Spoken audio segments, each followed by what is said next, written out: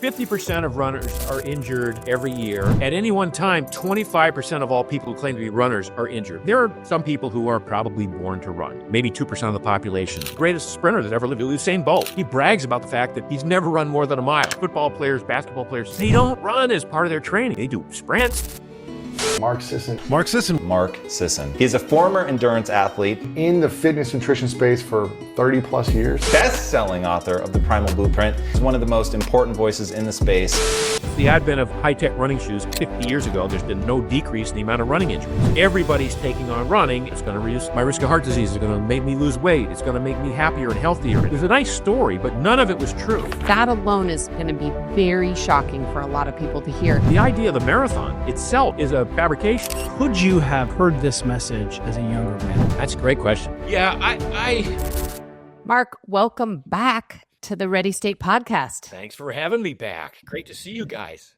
I think you're like one of our very few repeat guests, so thank you for joining us twice. My pleasure.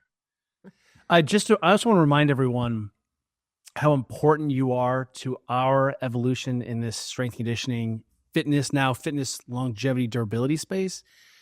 You're one of your original projects, Mark's Daily Apple. I was such a heavy consumer. I read every article you put up. Every single one we both did. And it was the first time you were integrating, synthesizing, and helping people think differently about it. And I haven't had a chance, but I want to go back. I know that blog exists somewhere in the early, but it is as relevant today with all of the chaos and noise than it has ever been. And I just want everyone to know, I literally have been on this thing for 20 years. That's how influential you are to me. Appreciate that. Yeah. I mean, I'm proud of that. I'm proud of the fact that I entered the blogosphere when I thought it was already too late. Can you believe that? Yeah, you're like, I missed the boat of blogging, and turns out, yeah. And one of the really fun things has just been to see your continued curiosity, evolution.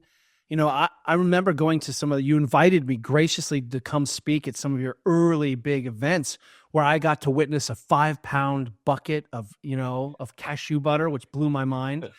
You know, I saw you in front of a crowd of people who were very fervent and had bought in and were changing their lives. And you're like, you know what? Every once in a while, I put a little sugar in my coffee. And it blew everyone's mind. Yeah. And you were like, you know what, people? You were the first person to be like, in sort of the wave of chaos of people finding identity and purpose and meaning, you were like, hey, let's be reasonable. And I think that I just want to set that up because it frames this conversation today about your wonderful new book about being reasonable. You've been the most reasonable voice amongst us for as long as there's been a voice. Thank you. I appreciate that. Yeah. So I just want to dive right in. I just finished reading your new book, Born to Walk, and I loved it. And it really challenges this, I think, extremely widely held belief that running is like the best form of exercise for everybody. Maybe you could explain to us a little bit about how did you get here? Yeah, why did you decide to write this book, and tell us more about this perspective on running versus walking. Yeah. My background is as a runner. I was a top runner in the 70s. I was, finished 5th in the U.S. National Marathon Championships in 1980, qualified for the Olympic trials. I was an endurance junkie. That started in high school when I was self-selected, ectomorph, glutton for punishment, grew up in a small fishing village in Maine, ran to and from school as a means of transportation. Went out for the track team as a freshman and wound up being the high point man on the team because I'd win the mile, the 2 mile, and of all things, sometimes the pole vault. Two more disparate activities you will not find in track and field. And through the years, I just I developed a sense that I was good at this, that it was worth pursuing, that I could be one of the best in the country. There's a lot of psychology that goes into why I chose to do this, and we talk a lot about that in the book. I think there are a lot of personal demons that runners embrace and beat themselves up and self-flagellate as a result of maybe childhood traumas. Who knows? But be that as may, I became a decent endurance runner. Wound up racking hundreds of miles a week for years in my training. Over the years, got injured. I'm going to argue that largely a result of the shoes that I was wearing, the thick, padded, brand new, cushioned Nike shoes that were intended to allow good runners to run more miles. I also probably got injured by the diet, which was very inflammatory. That diet informed the next 30 years of my career as an investigator into the best ways to orchestrate an eating program for oneself. As I got older and as I understood that I didn't need to be beating myself up, I didn't need to be struggling and suffering and sweating and sacrificing so much on a day-to-day basis to be lean and strong and fit and happy and healthy.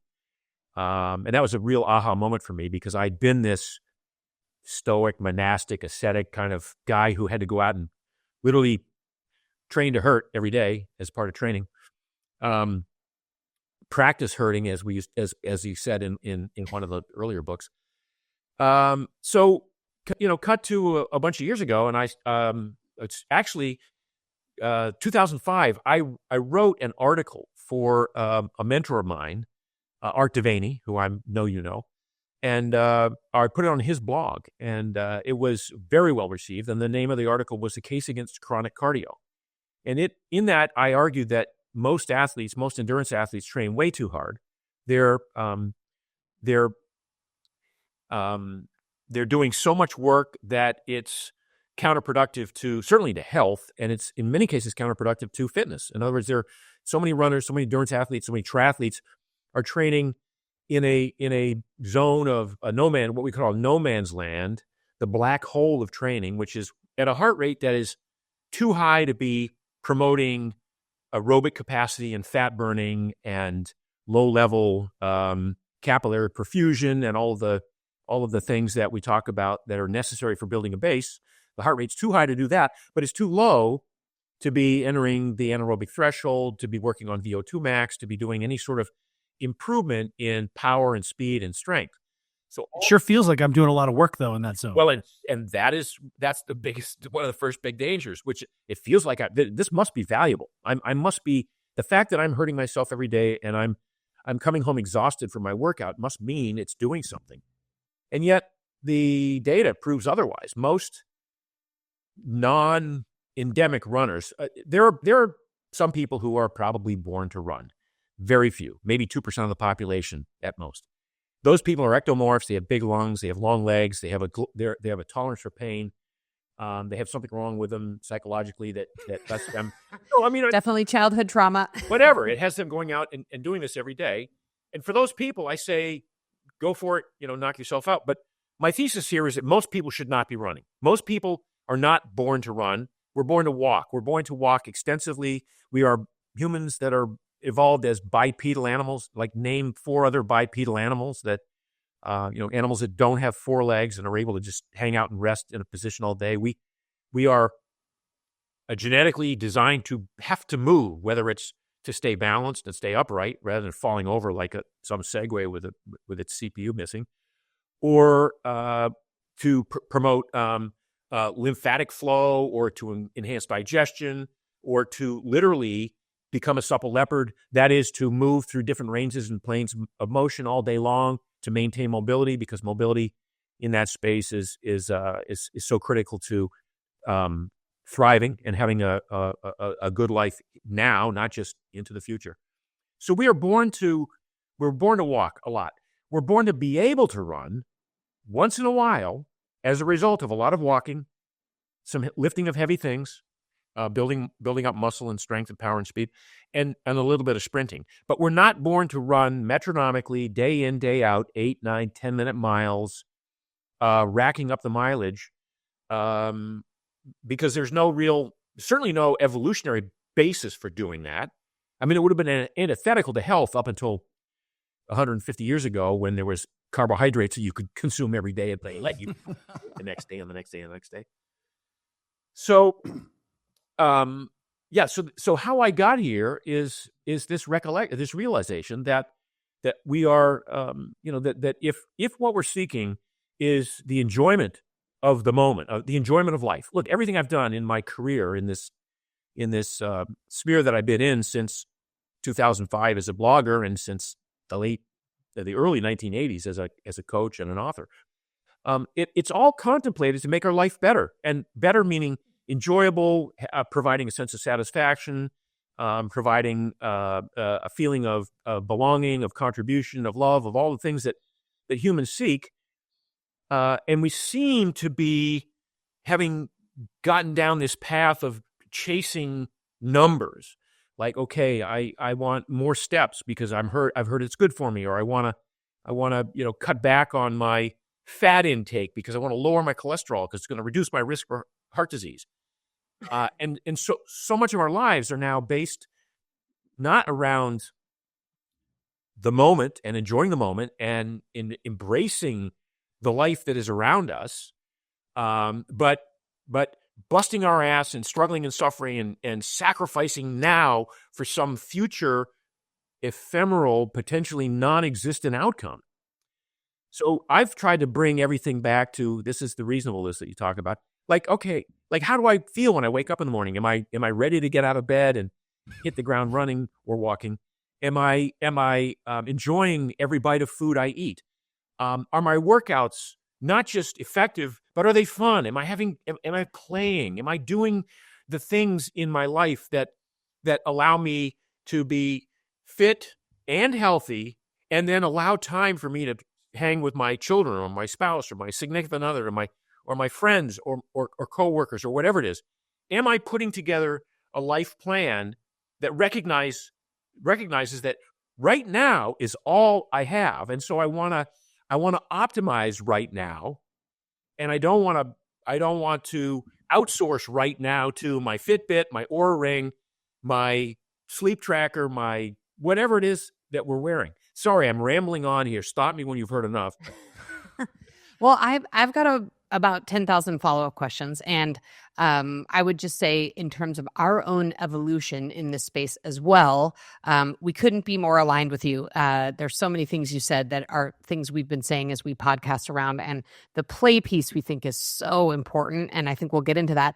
But just to backtrack, you've mentioned a couple times that you are an ectomorph.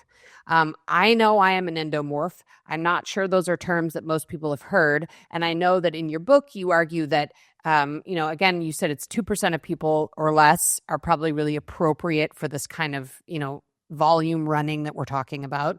Tell us a little bit more about, like, what are these body types and what does that mean? And, Yeah. what are we talking about here? Yeah. So again, we're talking about, first of all, just identifying that small segment of the population for whom it might be appropriate to run. And we're discounting everyone else, like a mesomorph, which is a sort of a medium frame body type, tends to accumulate muscle easier, tends to have a little bit more strength and power, tends not to have such a high aerobic capacity, but I think a mesomorph is a good blend of the best qualities of all athletes. The endomorph, the larger frame person, forget about that. Should every sumo wrestler be training for a marathon? Probably not. And anybody who's ever engaged in a running program and started this and signed up for a marathon because they wanted to use it as a weight loss program because they had 30 or 40 pounds to lose. There is no greater heartache than busting your ass for 6 months and not losing those 20 or 30 pounds, which we see all over the place in all of these major marathons. You see a New York City Marathon or a London Marathon or an LA or Chicago, and they have 25 to 50,000 participants, of which 80% are overweight. If running were such a great weight loss strategy, every one of those people would have great results and be talking about it and bragging about it. But in fact, it's a horrible way to lose weight. Unless you can somehow find the discipline to not carbo load and to become a ketogenic runner, and that's tough in and of itself. Otherwise, there are 35 other activities that are much better for losing weight that don't involve such a tremendous release of cortisol every time you head out the door, that don't require you to take a nap at the end of the day because you've struggled so much through that workout and you've trained your heart rate too hard.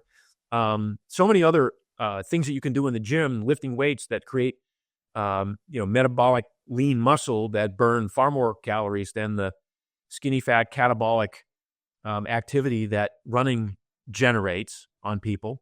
So when I say these different body types, first of all, if you take the greatest sprinter that ever lived, Usain Bolt, he brags about the fact that he's never run more than a mile, and he hated it when he ran a mile. So here's a guy who's a runner. You would not call Usain Bolt a non-runner. He's a runner. You look at the Olympic sprinters from the 100 up to the 400. They're all probably the iconic body types of the Olympian, right? They've got low body fat. They've got great muscle mass, but it's lean muscle mass. And they don't run much, if at all. Take every modern professional athlete, football players, basketball players, soccer. They don't run as part of their training. They do sprints. They do wind sprints. They do stuff in the gym. They walk. Bodybuilders who don't want to lose muscle will do a hard leg day, and then they'll walk 40 minutes on the treadmill. Well, if walking were bad for them, they wouldn't do it. They don't want to cannibalize their muscle tissue, but they're walking to enhance their recovery and to burn off a little bit more body fat, because that's what bodybuilders want to do. So running as a daily routine is just, it's inappropriate for most people. And we haven't even begun to talk about the elephant in the room, which is the shoes that people are wearing. The fact that people are now able to put in these miles, these inefficient, non-productive miles, because they're wearing these thick, cushioned, overly built, high-heeled running shoes, which makes them feel like they're running on a cloud or on a pillow or whatever. But it's not happening. I mean, since the advent of high-tech running shoes 50 years ago, there's been no change, no decrease in the amount of running injuries. So even these running shoes, they encourage people to put in more miles with bad form. They literally encourage bad form, which then generates more injuries, which generates more heartache and guilt because, oh my God, I'm injured and I missed 3 weeks of running because I got injured. And I know you'll be the first one to say this, Kelly and Juliet, that an injury is your body's way of telling you you're doing it wrong. Well, there are a few even steps before that. Before it's so bad you have to go see your physician. You probably had a few warning signs before that happened. Yeah. What I love is that we could strip this down into so many different places, because when people hear this, they are going to feel attacked. Yep. Right? Like, running is my their identity. identity. This is identity politics here. One of the things that I think, just to draw sort of a double click on, draw a line, is that the reason we're running for body composition, I think that's one of the chief reasons why people say, hey, I need to do something. And everyone can run, and theoretically it's very cheap. I just need these $300 shoes with this carbon plate and all these Garmins and things. Scotty Jurek has the greatest meme account about long distance running of all time. But one of the things that you already sort of hinted at is that it is a poor way of changing body composition. I just think that a lot of people do think, hey, I run not because I just love running, but it's the way that I manage my weight. And I think that is, before you comment, especially true for women, and especially true for women of my generation, kind of like we grew up in like the 80s and 90s. It was like, let's run and follow the fat-free diet. And I see in my sort of cohort right now, which is like 50-year-old women, this is like so deeply ingrained that I think, even hearing some of this it would be a struggle for people. Those what women. do I do if I can't run? All right. So a couple things. So that's why I have a 300-page book to break this all down, because it's not just a soundbite here. So running is it's an activity that the brain chooses to do, and you overcome the tendency to not run, right? You sort of have to force yourself to do it.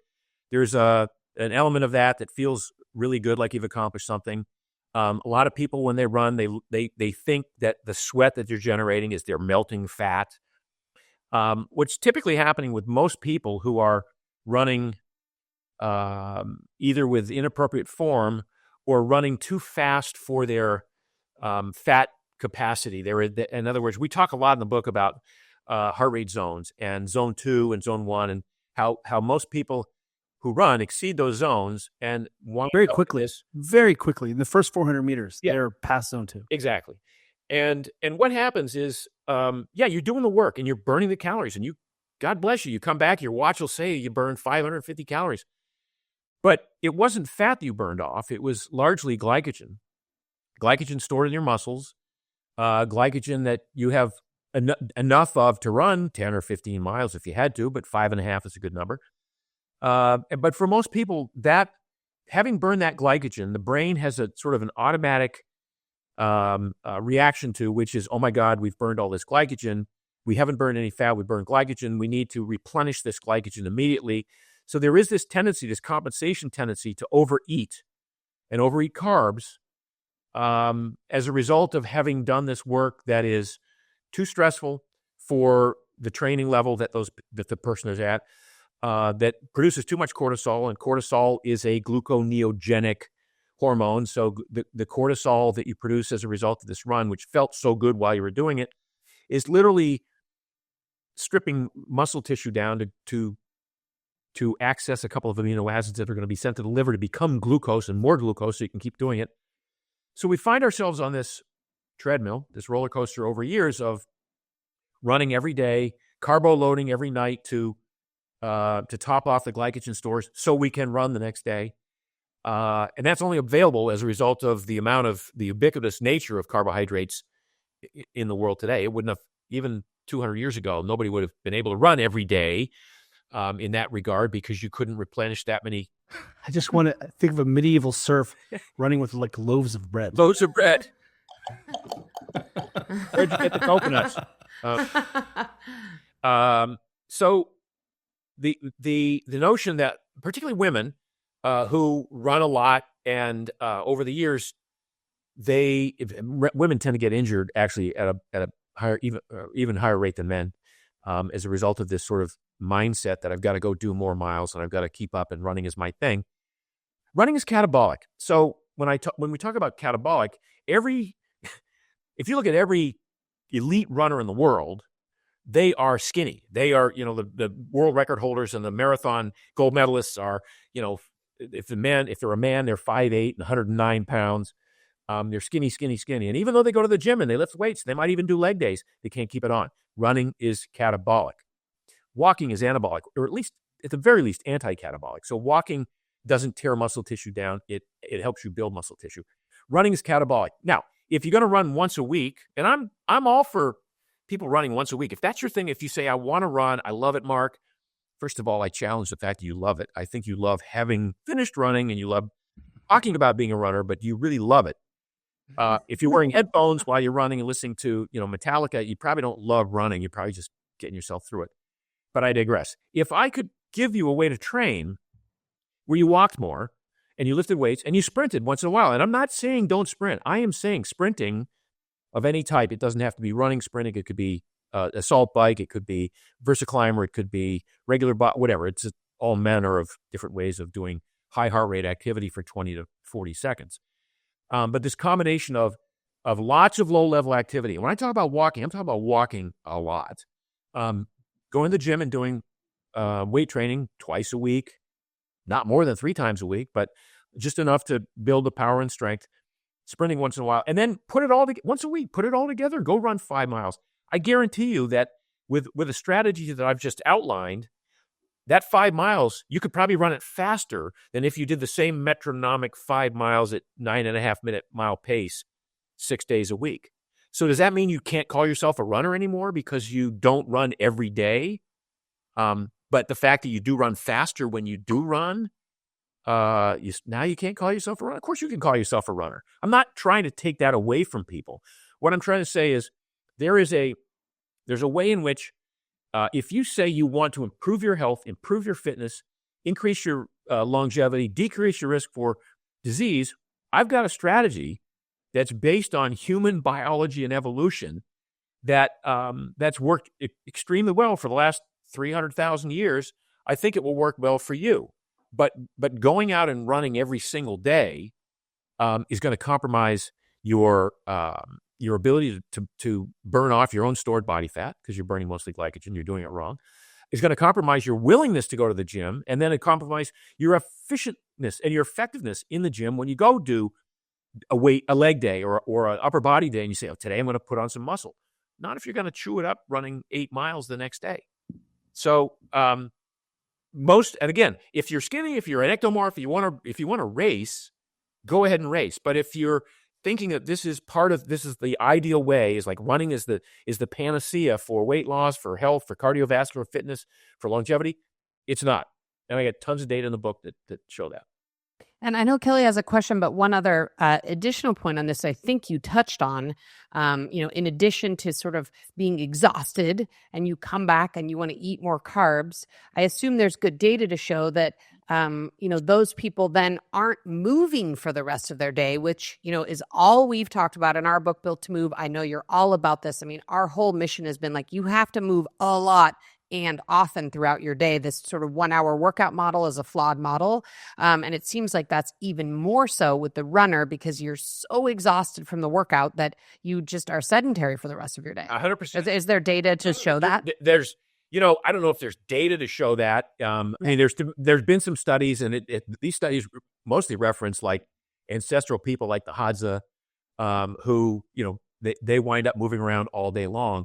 But the anecdotal stuff for every endurance athlete that was of any ilk over the past several decades is absolutely the more work you put in throughout the day, if you're training, the less you're inclined to move around during the rest of the day. It's what we call a compensation theory of exercise. So at the end of the day, you've wound up expending the same amount of calories as a generally active person who played with his kids, went out and threw the baseball with his son, raked the leaves, and then took the garbage out. I mean, it's so the idea that you can compress your workout into that 1 hour and go do a 6 mile run and be done with everything for the rest of the day, not just because you feel like you've been efficient in compartmentalizing the workout, but also because you've taken away the mojo for the rest of the day. Now you don't want to do anything because your brain and your body are going, look, we did a lot of work. We need to rest.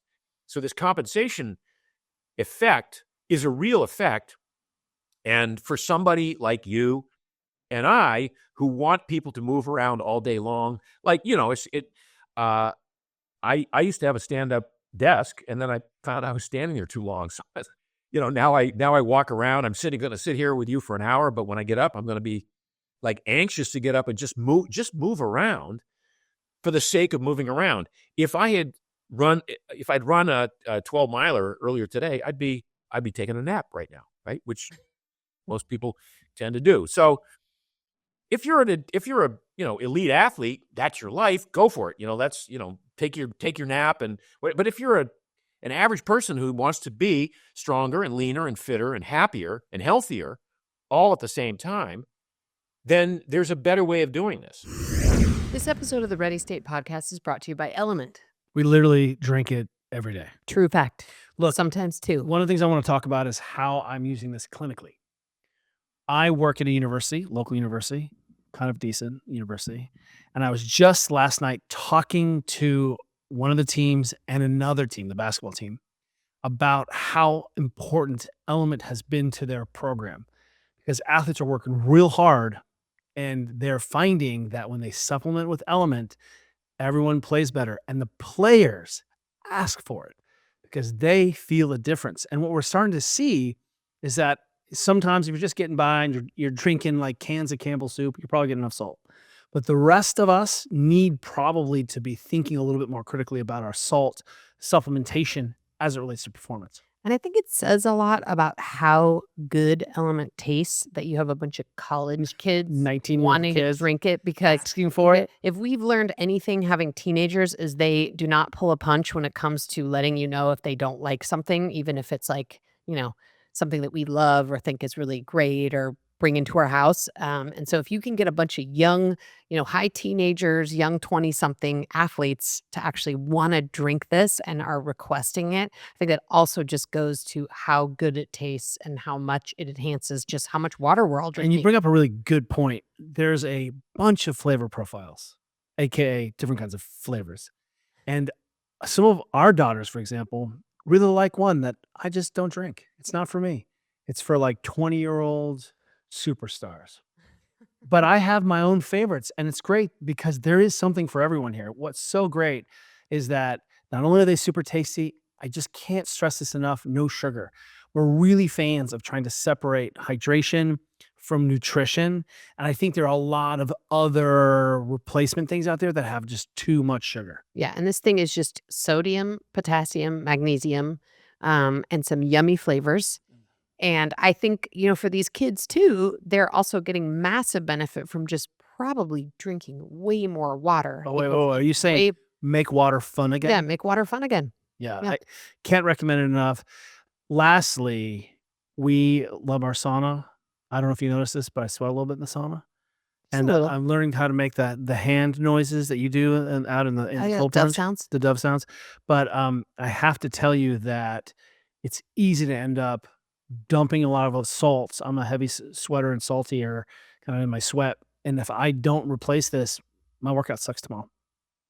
If you want to know more, you can go order through our link and get a free sample pack with all of Element's flavors. And if you want to party in your mouth, of course, try sparkling. But go to drinkelement.com/TRS and give it a try for yourself. This episode of the Ready State Podcast is brought to you by Momentous. You know what we're hammering on today? Vitamin D, baby. Vitamin D. Look, I think vitamin D kind of gets a bad rap sometimes. I think we're like, because it's boring or something? It is boring. I think we have to remember that there was a time where we're like, hey, there's a lot of rickety people out there. And they had to start fortifying milk with vitamin D because people were not getting enough vitamin D. You're the only person that talks about rickets. Well, maybe we all should talk about rickets a little bit more. Look, here's the deal. We're in the winter months. Yeah. We know your body stores up vitamin D. A lot of people aren't getting enough sunlight to actually make vitamin D. And I think this if you the live crucial deals. Yeah, I mean, if you live over certain latitudes, you literally don't absorb vitamin D in the winter months, depending on where you live. And we are seeing that people are not spending enough time outside to make vitamin D themselves. Your body is a vitamin D making machine. And it doesn't take that much full sun exposure to sort of hit your minimums. But what we often find is that people are surprised. Remember our friend got hit in New York and she got pushed into a railing and she fractured some ribs and she was like, I'm a CrossFitter, I'm super fit. And it turned out she was totally vitamin D deficient. Yeah, and vitamin D does all this awesome stuff. It boosts calcium absorption. It helps with stronger bones and muscles. It fortifies your immune defenses. It supports better sleep quality. So it's like it has a lot of benefits in one little mini pill. And I think that's what's really crucial. It's very safe, very, it's affordable and very digestible. And one of the things you can do is this, and we know that the research support, we just even talked about this not too long ago, that vitamin D supplementation dramatically reduce fractures in elite runners. And what we see is that it's easy to end up on the wrong side of that curve, and it's a bummer, especially in the winter months. Throw in some vitamin D. It's just guaranteed to help your system work a little better. And like all other Momentous products, it's NSF certified. Crucial. So you're getting the high quality supplement. It actually is what you think it is. That's right. At the dose you think you're paying for it. Yep. So look, if you want to learn more, go to livemomentous.com/TRS and use code TRS for 20% off your first purchase. There's a couple things that I want to drill down on. You sort of hinted at is the fact that a lot of this sort of chronic running that everyone witnesses, everyone has friends, is not possible without the shoe. Yeah. Because, what we've always said is, if you can't go run 400 meters barefoot, like red flags should go off. You have to have this, modern technological, thing in you've got to go out and you've got to encase your feet in these machines, these foot coffins is what a lot of our friends would say, in order to be able to do the activity. And what's amazing is, if you strip that shoe off and just said, okay, let's go run again. One of the things that you just hinted at is that we're not very technically good runners. Yep. We don't have skill. We don't look at it as a skill intervention or a skill for event. It doesn't matter. Like, all movement is good movement. We're movement optimists. Go out there and strap on these pillows on your feet and have at it. And it really does, as you say, just lead us down a sort of a dark path. What is it, do you think, that, about this kind of shoe piece that's so salient? Because I literally, oftentimes, I'm inundated with people asking me about their running problems, as there's definitely a side effect of the job. I didn't realize it was going to happen. But one of the things I say is take off your shoes and just go run on the treadmill without shoes and see how fast your form corrects or changes, not even corrects. It's just that because you physically cannot do this activity without the shoe. And I feel like that's such an important piece because, as you hinted at, there's this enormous marketing, technology, consumerism thing that supports this thing that maybe isn't really great for us. Yeah. And they're just wearing those shoes around like this Don't even get them all started. day at the grocery store too. I mean, that's the thing. I mean, at least where we live, it's like, oh, you're just wearing your, cushy pillow shoes 24 hours a day now. Yeah. And like it's a good thing, right? Like they're protecting their arches and their plantar fasciitis and their bunions and everything else, all of which occurred as a result of their choice in footwear. So when I started running in the late 60s, I ran in Chuck Taylor's, and eventually I ran in Onitsuka Tigers. They were the first shoes that Phil Knight imported from Japan. They were minimalist shoes. I mean, they were a 1/4 inch thick. That was it. And as a result, because it promoted good form, you couldn't heel strike in these things. You couldn't slap. You had to literally midfoot strike or forefoot strike. So, but again, in those days, the only people who ran were runners, were self-selected runners. Nobody in the 60s or 70s said, I'm going to go jogging. That became a thing later on. But in the early days, it was just runners who ran. And there were great runners around the country. I mean, the marathon finish times in the late in the late 60s, early 70s to the late 70s were better than marathon finishing times today. Take the top 10 North African finishers out of that equation. There were better runners in those days, partly because they all ran with good form. They all ran with a midfoot strike, but it was the shoes that told you, that's enough miles for this week, pal. It was the shoes where because the form was so dependent on a correct foot strike that your Achilles would feel it, or your calf muscle would feel it, or the arch would feel the fatigue by the end of a 50 or 60 mile week.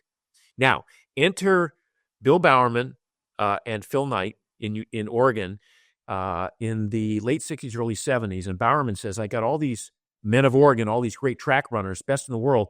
I want them to compete on the international scene. They need to run more miles, but they can't because of these thin cardboard soled bottom shoes. Let's make a thick cushioned shoe that enables them to put in more miles with good form. And so for the next almost 10 years, the shoe industry became that of creating a thicker and thicker shoe to accommodate good runners who wanted to put in more miles with good form and not have their feet tell them, yeah, if 50 miles is enough for this week. So now runners like myself are doing 80, 90, 100. I got up to 130 miles one week that's totally inappropriate for my body type. I'm actually more of a mesomorph than I am ectomorph, but so I got a lot out of my body, but I beat the crap out of it. But I was able to run those miles. Well, so was every other person who said, I'm going to put on some sweatpants and go jogging and lose this weight. And so with the advent of Cooper's book, Dr. Cooper's book in 1968, the book called Aerobics, which really put cardiovascular health on the map. And his thesis was the more activity you did, the higher your heart rate was for the longer period of time, the more longevity it conferred upon you and the lower of your risk of heart issues became. Now, he recanted that 10 years later. He said, whoa, everybody's getting carried away with this. There's a point at which this is too much. But he was right to a certain extent. Well, then Frank Shorter wins the gold medal in Munich in 1972 in the marathon. The marathon becomes the big thing, becomes a bucket list item. People got to run the marathon to prove their medal, to expunge the demons from their childhood, whatever it is. Then Jim Fixx writes the book of running. And the next thing you know, everybody's taking on running as this panacea for health. It's going to fix my health problems. It's going to reduce my risk of cancer. It's going to reduce my risk of heart disease. It's going to make me lose weight. It's going to make me happier and healthier. And it was a nice story, but none of it was true. Nevertheless, a lot of people started running and jogging, and the running boom took off. But it took off with this same sort of blind allegiance to something that somebody had said a bunch of years ago. The idea of the marathon itself is a fabrication. People enter the marathon sort of to pay homage to this guy Phidippides, who they think ran from the plains of Marathon after a battle with the Persians to Athens to tell the townspeople, rejoice, we won. And then he keels over dead. And that's a great story, and it was made popular by a poem by Robert Browning in the 19th century. But it's not accurate. I mean, first of all, this guy was a messenger. He's one of 10,000 that was selected to be because of his fitness and probably his heritage. The actual story is he ran from the plains of Marathon to Sparta to try and enlist the aid of the Spartans for this battle against the Persians. And the Spartans go, dude, it's we're having a holiday. Get out of here. So he had to turn around and run back and tell the Athenians that the generals, they're not going to help us, so we're on our own. Then he had to go back and fight. So we ran 306 miles in 4 days. So if you really want to pay homage to this guy Phidippides, you got to run 306 miles. Where did the 26.2 mile marathon come from? Well, based on the poem that Browning had written and this notion that long distance was this kind of ultimate human achievement, the 1896 original Olympic Games had a 25-mile marathon. That's what they decided was the distance from the plains of Marathon to Athens. So that was the marathon distance until the 1908 Games in London, where the Queen said, I want them to start at Windsor Castle and finish at the Olympic Stadium. That's 26.2 miles. So that's where the 26.2 miles comes from. Amazing. Amazing. This podcast is worth it just to set the record straight. So I've got one. No, I got to go. Shoe related. It's sort of, you got one? You go. Okay. One of the things that I love that you said is we should sprint. And when I'm asked to look at people's programming, I'm asked to assess how people are training and where do they have holes, there is zero sprinting involved. And even amongst people who think they're sprinting. And let me be very clear. It takes a lot to go sprint. I think if you're it's like pickleball is the great decider. If you think you're an athlete, let's go run some 40s and see how you do. Yeah. And chances are after your third 40, you're done. You're going to be like, your brain's saying, no way, our tissues can't tolerate this. We recommend people sprint on bikes. We recommend people sprint in different ways. But the hill is really a great, safe way to begin to load this sprinting because we can limit range of motion on the hill. Yes. And one of the things that I think is highly protective for people is when we begin to add speed to some of our training movements. That's why I like the kettlebell swing for kids versus deadlifting, because that swing, it can only be done in certain body shapes. It just doesn't translate in poor body shapes. And sprinting is one of those things that really is, you get clear on, and I say sprinting as in running sprinting, you cannot heel strike. You cannot run like an oaf. You cannot, it really is a clear way. One is it's amazing for you, but two, it addresses so many of the chronic sort of strange positions that we find ourselves in as a result of this. And I just wanted to double click on that because I feel like the sprinting piece and the message here is like this one piece alone is so tremendous. And I know you're a huge Frisbee player, which involves, you play a lot of Ultimate and you love that's sprinting. And I just think we are not putting play, sprinting sort of into the correct place in people's brains in terms of priorities. Yeah, agreed. In fact, the original subtitle of the book was Born to Walk and Sprint, in parentheses. But not run, metronomically at 9 minute miles. And the point about Ultimate, it's named that for a reason. It is such a great game. I don't know if you've ever played it, but I had. Hey, were you on the Cal? I Ultimate played team? Ultimate at Cal in college after I was a rowing spinoff. Yes, I have to. So I'm fun. going to interrupt you both. Juliet and I will literally judge people by their ability to throw a disc or not. If you can't throw, there you go. we were like, we don't think we trust you. Yeah, like we always have a Frisbee in our car because you just never know when you're going to have the chance. And then when we throw with people who can't throw a Frisbee, we're like, Bingo. Oh. Love it. Yeah. Love it. Or when people come up, people come up to me on the beach all the time. Hey, can I throw? Can I play? And I'm like, okay, let's see what you got. And I'm like, oh Jesus, what have I got myself into? I don't want to do a tutorial here, but so sprinting. And I've said for 20 years, I said, my quote is nothing cuts you up like sprinting, meaning nothing, gets rid of the body fat and does that last bit of definition. If you're looking really for ideal body composition, you have to sprint. And again, not a lot. And that's why I say, if you sprint right and you do it once a week, because if you sprint right, you can't do it more than once a week. That's right. That's right. You know what I mean? That's all you need to do. So a lot of walking, some sprinting, and some lifting. You put those together. Okay, now go do your little 5-mile run for time, and that's great. And but use it as a time trial or a metric. Don't use it as a foundational piece of your fitness program, because it really shouldn't be.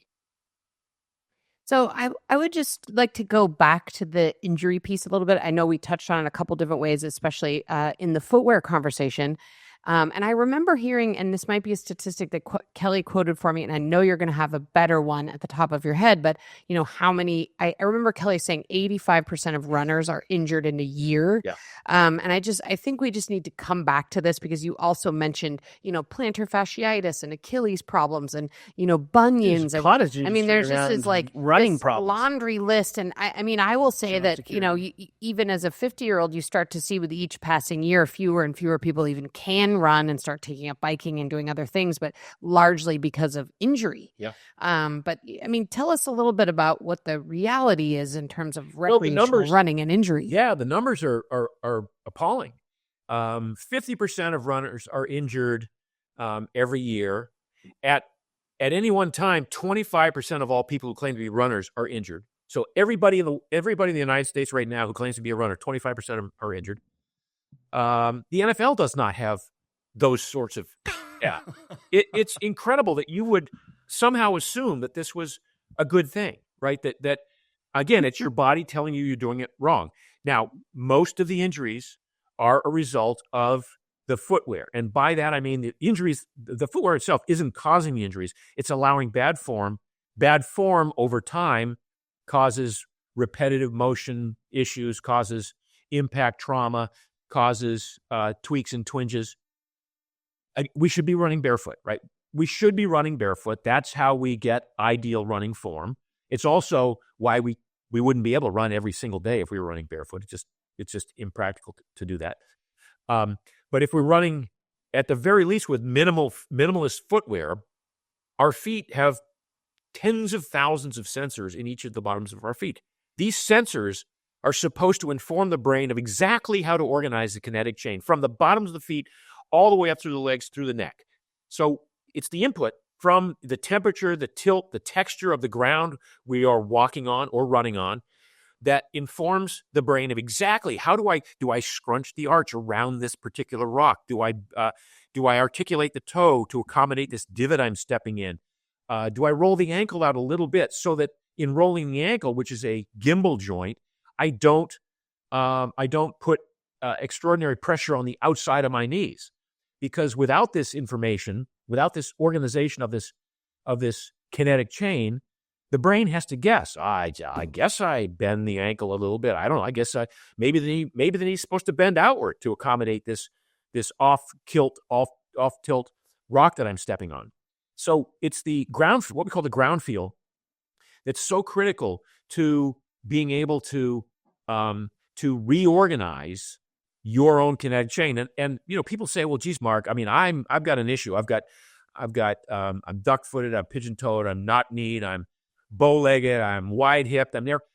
Everybody is born with a perfect kinetic chain in that regard, provided your brain has the information it needs on how you organize your ideal gait to accommodate the forces, the ground forces you're creating when you walk, run, jump, dance, whatever it is you're doing. So back to the shoes. So now modern footwear with its pillowy, cushiony, restrictive, forefoot motion control, rear foot stabilizing bullshit, it negates all of this important haptic input, all of this sensory input that the brain requires for you to run without injury. So of course we get injured. And then I love it. You touched on this a little bit earlier. People who are really into this whole running shoe thing, they get, well, I just got my latest Hokas.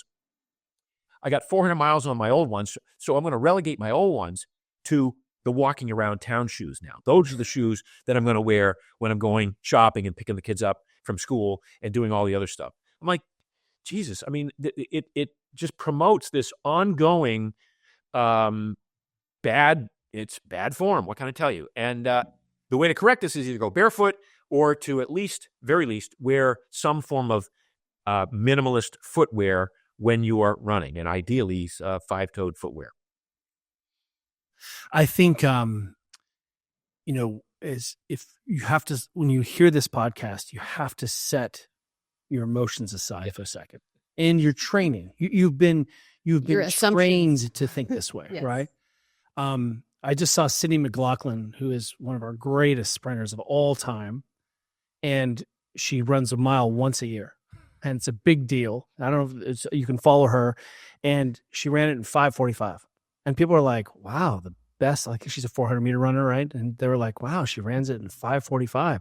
That's really slow." And you're like, the greatest runner of all time runs a mile once a year. It really is interesting. And one of the things that I love about this conversation is as soon as we start to be intellectual at and sort of explore, if you ask yourself, as you hinted at this earlier, which body do I want to have?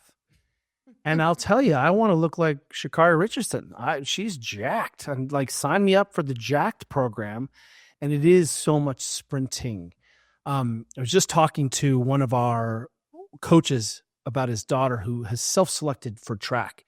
And she's like, I love sprinting the 100. She's like, I sprint, it's really hard, and then I get to talk to my friends and I hang out and it's super fun. Yeah. She's like, it's the greatest life ever to be a sprinter. She just loves this. And she just went to a track and field, and after a really long warm-up where they jumped and bounced and skipped and did this really elaborate piece of like, if people just did the warm-up for track, and in any track warm, just do the warm-up, I guarantee you your needs would be met for running. You'd be like, wow, I just ran like a 20K, but just did the warm-ups, the sprinting, the bounding, the leaping. And then they did 7 150s with lots of rest in between. And that was the entire workout. And when you look at what the best coaches are doing, it is exactly what you're describing. And it is not this thing that we were like cooking up in our bathtubs at home for fitness, which is junk jogging. Yeah. One of my best examples is the number of people I meet who call themselves marathoners. And again, I don't want to be too harsh on people, but if people are going to get their hackles up on this, the prototypical person I meet is a marathoner says, well, I'm a pretty good marathoner. So what do you call pretty good? Well, I've run 3:32. I'm like, okay, that's not very good, but okay, tell me more. Well, I do a couple a year, and I always do them between 3:32 and 3:37. I'm like, dude, if you are running 6 marathons a year and not improving, first of all, that is the definition of insanity. Because I was a career runner and I'd never spent that much time running. So now you're doing it hurting the whole way. I used to tell people, look, if you're a male and you want to run a marathon, good. I'll help you train for one. You go run one. See if you really love it. If you don't, okay, we've established that. If you think you want to do another one and get a faster time, I'll help you train for that. And if you haven't broken 3 hours for a marathon, you're not a runner. Okay. Don't beat yourself up. It's not your sport. It's like going to the gym and going in and saying, yeah, I'm a weightlifter. And what's your bench? 135. Okay. You're a person who goes to the gym and lifts weights, but you're not a weightlifter. I mean, that's fine. And I don't want to take it away from you, but I can train you how to put on, how to improve your bench, but don't. By the way, the average finish time for a marathon out of the 2.5 million marathon entrants, participants / because some do them 5 a year and some do 1 and some do 10. The average finish time last year was 4 hours and 30 minutes. Yeah, I read that and it blew my mind. It's abysmal. It's abysmal. It's like, why are you doing this to yourself? Why are you jiggling up and down when you could be walking in a much more relaxed pace and building your I ask people all the time. Actually, I'm like, cool. You want a marathon? Have you ever walked a marathon? Like, start there, and that blows people's what? We just did this as a company. Some of our staff just went out and walked for 12 hours. And Lisa, how many miles? 25 miles? 25, 24 miles. Yeah.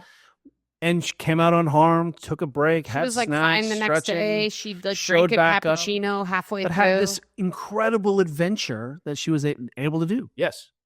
No, it's amazing to me that people, again, will train for 6 months, struggling and suffering and sweating and in their no man's land of training to do a 4-hour marathon or to do a 3:35 or whatever. If you want to improve, I mean, I don't know what the motivation is. Once you've done a 3:30 marathon, unless you're going to improve, why go back and do that again and again and again? It's definitely not fun. And it's definitely not. It's not. We don't have another model for body composition. Yeah, and I or think for self-soothing. I really think again, why are we doing this? A lot of people it's health. Is it making you healthy? Yes or no? Probably not. Right. Yeah, but I think it's super interesting that you are, out here saying it's counterproductive to health. I mean, that's a quote you said earlier. It's medical to health, yes. Yeah, and I think that alone is going to be very shocking for a lot of people to hear. The other point I wanted to make is that, running is also ultimately, unless it's in track and field, is like a very solo pursuit. And I'm not saying there's not time and place for us all to have solo time and that's not necessary. But, one of the things we talk about and love about walking, and I know you will agree, is that you can do it with your community and your friends and your spouse and your kids, and that it is this amazing time to connect and, be part of humanity, and not just out there, collecting miles alone, listening to Metallica. Exactly. No, I mean, there's so many benefits that come from walking. Look, when you're injured as a runner, how do you recover? You walk, right? So that little statement by itself must indicate that there's something beneficial about walking that allows you to regain access to your resilience and mobility. It blows my mind that so many people are so attached to running. We have a whole section of the book, I think, if you recall, called The Obligate Runner. Somebody who just feels compelled to have to run every day. I know lots of them. Yes. For what reason? You don't get extra credit in life for a streak of running days that goes more than 365 days. Take a day off once in a while. But what happens is the obligate runner who feels that the day is not complete. And how do I know about this? I was one. Okay, I was an obligate runner. I was one who said that this is my life. Running's my life. I'm going to go beat myself up day in and day out every day. And if I miss a day, I'm going to feel really guilty about. I'm going to beat myself up more mentally for not having run that day. I was an obligate runner. There are people who do these running streaks who, they're injured and they still go do 2 miles just to maintain their streak of consecutive running days.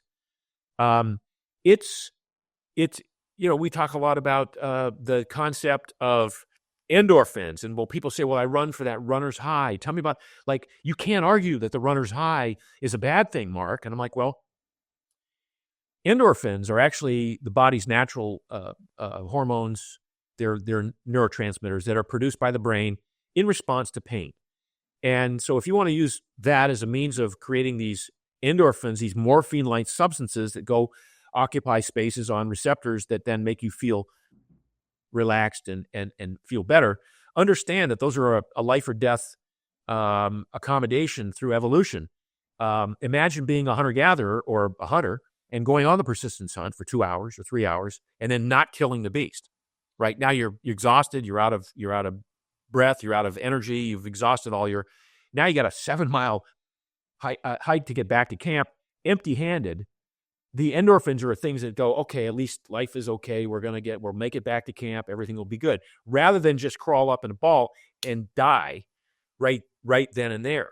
Endorphins are the things that a zebra's brain produces while it's being eaten alive for 20 minutes by the lion before it passes. So you say that like it's a bad thing. So the endorphin thing, has a utility in evolution, but not what you think. It's not like nature's rave. It's not like nature's. Do you think again, knowing your like how you look as you've aged, your journey? I mean, you haven't ever backtracked on anything. You haven't had to 180. But could you have heard this message as a younger man, as a busy exec? Could you have taken your own advice now? That's a great question. And I think about that often because I think people ask me if I had it to do all over again, what would I do differently? And of course I say nothing because it's all that pain and suffering and missed opportunities and failures in business and what it got me to where I am today. Right. So and that's kind of cliche to even put it that way. But, would I have trained differently? I definitely would have trained differently. I mean, I would have employed some metabolic flexibility work in my training. I would have spent time keto, not all the time, but I would have spent time keto. Would have cut my miles way down from over 100 to probably 75. Would have done a lot more low-level quality stuff. Now, probably all that would have done, to be truthful, is I probably would have had a longer career. I probably would not have gotten injured. I don't think I would have run any faster. I weighed 140 pounds as a runner. I probably should have weighed 130. I weigh 172 now. By the way, same body fat. I just carry 30 pounds more muscle because I'm not doing this catabolic activity ever. Not just every day. I'm not doing it ever. Right? I haven't run a mile in 30 years, and I'm the runner that I identified as a runner, and that's you haven't run. I want to just clarify, everyone. You haven't run a mile consecutively. I've seen you play sports where you're bingo. So I'll do that's or even like you are Messi of ultimate frisbee. You basically walk around and then you sprint and then you walk around and you sprint and you do that and you're real good at it, by the way. Yeah, well, thanks. I hope with this new hip, I just had a hip replacement 4 weeks ago, and my goal is to be sprinting at week 8. And we'll see how you'll be able to. Yeah, I'm looking forward to it. As you're talking about, what would look different if you wanted to be a more durable athlete. Yeah. And one of the things that's come up as we're talking about longevity and durability is that it is important to keep muscle mass on. And I want to just highlight that one of the features of your approach in this book is that it is very favorable to being able to put more lean muscle mass on. Yeah, and keep what you've got. Keep it on. We're seeing a lot of our friends in their late 40s, 50s who are osteoporotic, who don't have any muscle mass. And I want to tell everyone, it's real hard when you're a 50-year-old woman to put a bunch of muscle on. It's real hard when you're a 55-year-old guy to just bulk up. Like, it just doesn't come as easily. And if you've put yourself into this hole through sort of, I'm a runner and it can be detrimental to the back half of your life. 100%. Would you agree? No, 100%. And that's one of the issues we see with multi-decadal runners who are unwilling to give it up. They start, yes, okay, I'll lift your goddamn weights, Mark, but I'm not going to give up running. And there's a problem because running is catabolic. And as we know in this space, And it just gets bigger and bigger over time, whether it's Huberin or whether it's Attia or whether it's Gabrielle Lyon. It's muscle mass is the sort of defining element of longevity and health and robustness and resilience as you get older. And cardiovascular health is not. And people, you'll say, well, Peter talks about VO2 max. And look, I haven't run a mile in 30 years. I don't do anything that catabolic. I ride a fat bike on the beach once a week. I sprint once a week, and I lift weights. And then I do a lot of low-level stuff. My VO2 max is in the top 5% of my age group, the same as it was when I was an elite marathoner and weighed 30 pounds less. Top 5% of my age group. Now, would I like it if it was in the top 1%? I guess, for bragging rights. But if you take the totality of I'm a combination of relatively high VO2 max, enough VO2 max to do whatever I want to do, to play and have fun. Strong enough to do, I can deadlift almost twice my body weight. I can straight arm hang for a minute 45. I can do a 3-minute plank before you say that's enough, stop. I mean, I can do all of these different metrics because of the stuff that I do. Yeah. None of which would be available if I was out there winning my age group as a 71-year-old in 10Ks, because I would not have any of the muscle mass, any of the resilience, any of the robustness, any of the mobility, and all this stuff. So we come back to that original question, which is, why are you choosing this method if you say you want these things, right? If you say you want to be live longer, reduce your risk for heart disease, if you want to have an ideal body composition, if you want to look good naked, let's tell it like it is, all of these things. Be less gross. Why the hell are you running? It's just, it's like number 50 on a list of 52 things you could be doing. So I want to take a bit of a right turn, only because we teased this conversation a little bit in the pre-roll. And I think it's so interesting, especially as it relates to this book. For those who know you or don't know you or just getting to know you, you've obviously had a long career and been very successful as doing a lot of different things, including being the founder of Primal Kitchen, which I'm sure many of our listeners are familiar with. Amazing stuff. Congratulations. And, I think you said it yourself, you've reached a point in your life where you have financial security and you could just be cold chilling in your lazy boy, Mark.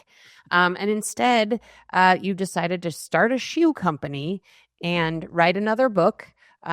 So tell us what's behind that. What's keeping you motivated to Mark and work? Lazy Boy, I just love that diet. Yeah. We'll do a collaboration. Yeah, my dad was a painter. He was a fine artist, and people used to, and he sold his first painting when he was 16. He supported a family of wife and 4 kids through his art over the years.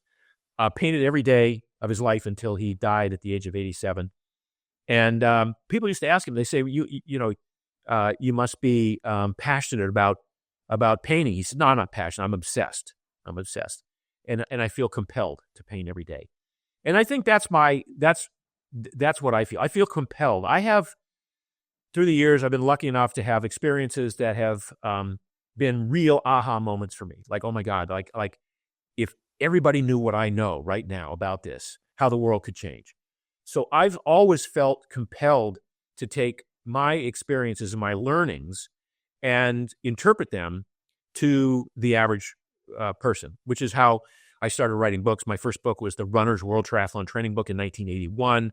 I've written several books on training and diet and exercise before I launched Mark's Daily Apple in 2006.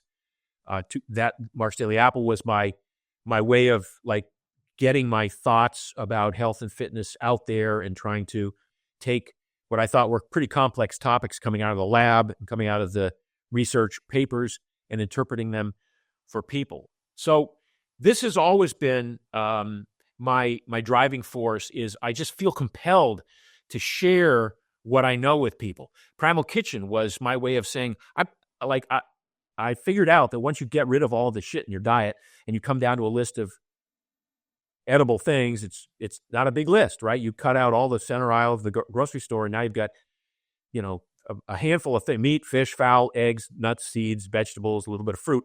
And it's what you put on them and how you the methods of preparation and the sauces and the dressings and the toppings and the herbs and spices that make eating this way sustainable. Oh my God, I'm going to start a food company that does just that. So that's what the impetus was for the compulsion, if you will, for Primal Kitchen. When I sold Primal Kitchen, I was able to turn my attention back to this notion that footwear has always bothered me. I've always felt like my feet are my foundation. It's my contact with the universe. It's my interaction with the universe. And I hate shoes. I hate thick shoes. I hate tight shoes. I've always tried to go barefoot. I was an early adopter of the Vibram Five Fingers, the first five-toed shoes. I just think their execution was faulty. So I decided this is the next chapter of my life. I'm going to champion the concept of walking as the ultimate form of human movement. And I'm going to champion the notion that if we don't take care of our feet, that is probably one of the first points of default and defect as we age. When people, if you know Courtney Conley, she'll tell you that big toe strength is right up there with grip strength and VO2 max as a predictor of longevity. Do you remember me testing your big toe strength? Yes. You're welcome. It's really weird. That was weird, but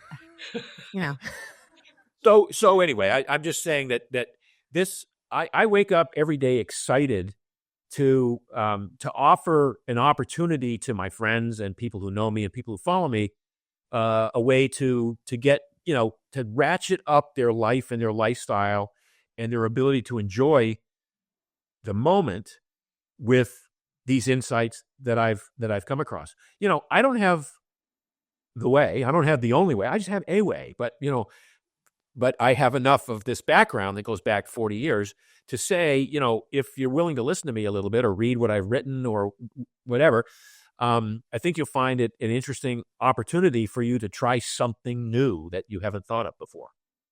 Love it. Yeah. And I mean, I just really think this book is going to challenge people to think very differently about this really established idea of running equals health. And I think that alone is so exciting. I mean, I just opened the book and I, just ate it right up. We just went through the this table is of contents and we're like, oh yes. So I was like, this is going to be so good. So, I mean, anyone listening to this, highly recommend Born to Walk. Congratulations. I know, writing a book can be like digging a ditch. So congratulations on writing yet another one. Yeah.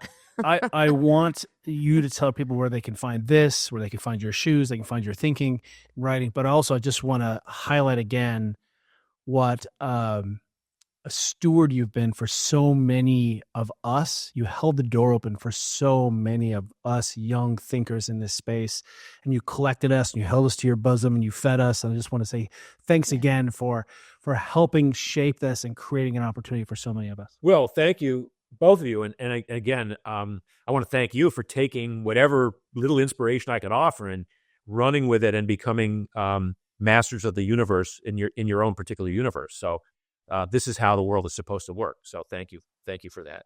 Tell us where we can get all of the stuff, Mark. So the book is called Born to Walk.